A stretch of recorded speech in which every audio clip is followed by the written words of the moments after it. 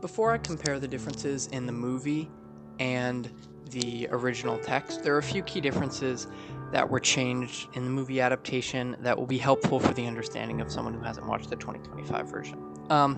In this version, William is of a similar age to Victor, and he's supposed to marry Elizabeth, and they also know about Victor's reanimation attempts, and the general public does too, because he presents them to scientific boards, but they are sort of rejected because of their extremity and how they are seen to stray away from what God would have intended or liked.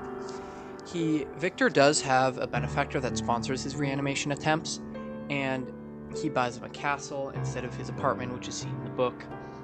And Victor is supplied with all the body parts and all the equipment he could desire. After creating the monster, Victor doesn't immediately abandon it. He imprisons it and tries to teach it, but eventually blows up the castle, hoping to destroy the creature because he believes that it has no signs of intelligent life. But through this, we learn that the creature does have superhuman regeneration and strength. He can't die. He can appear to be dead, but then he'll just raise from the dead days or weeks later.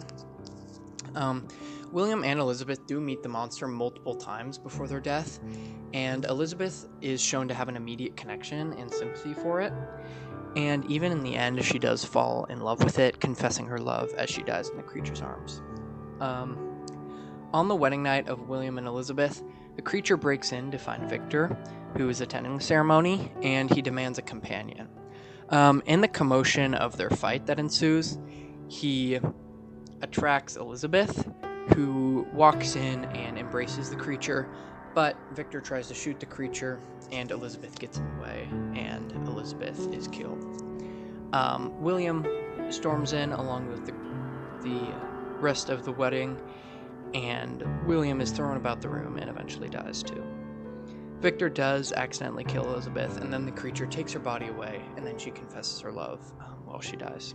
Then, in the ending, on the ship, the creature forgives Victor after Victor asks for forgiveness, and that is how it ends. Within the movie adaptation of Frankenstein, there are many symbols that the director used to convey different meanings, and some of these meanings do differ from the book. When Victor is a young boy, his father is teaching him his medical knowledge because Victor's father is a famous surgeon or doctor, and Victor is given a small model of an ivory woman that is used for learning anatomy and such.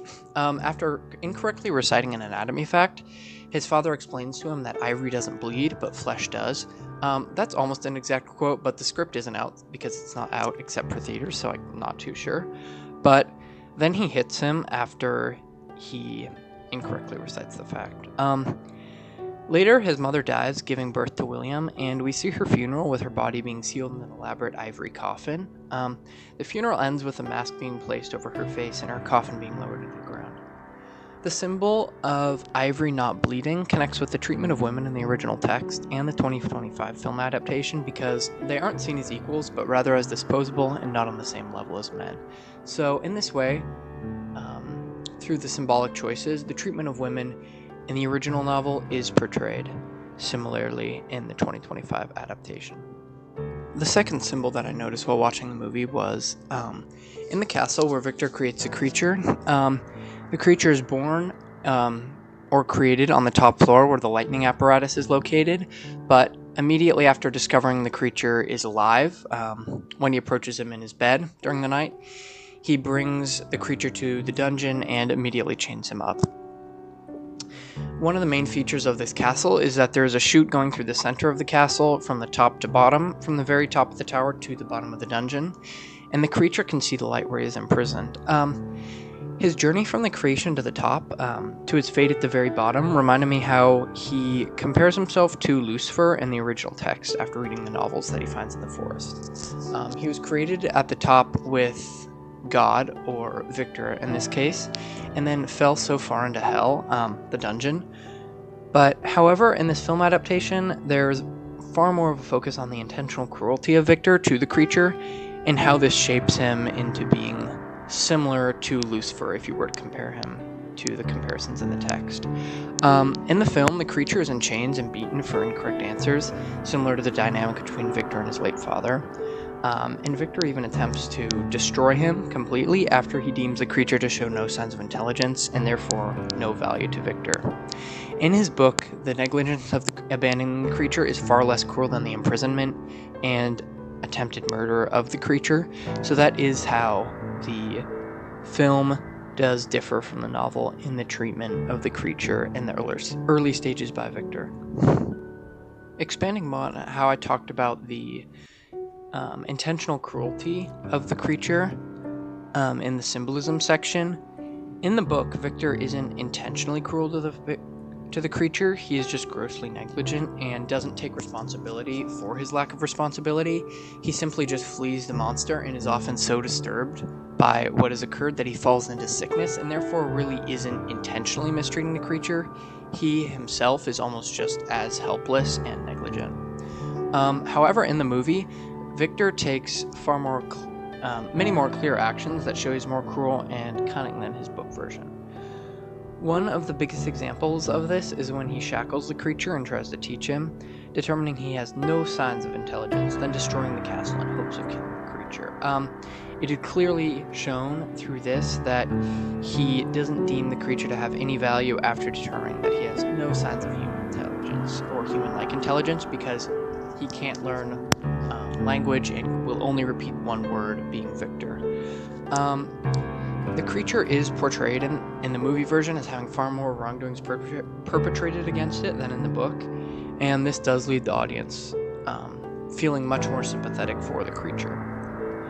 I also believe the movie to be more appealing to a wider audience for these reasons, because certain creative liberties were taken in the form of the interpretation of the characters and the events that occur, so that the creature is portrayed in a far more positive light and Victor in a much more negative light. For example, William's murder is changed from the strangulation of a small boy in the middle of a forest, which happens in the book, to throwing a grown man against the wall, and he just happens to hit his head and die as a result. One complaint I do have about the movie is the loss of the nuanced morality that was present in the original Frankenstein. And when reading the book, I noticed that both arguments for Victor or the creature being the true monster can be supported.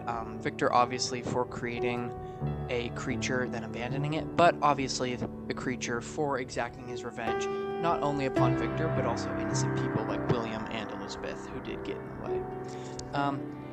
The slogan for the 2025 movie is "Only Monsters Play God," so I think the interpretation that the director took is very clearly reflected in this slogan.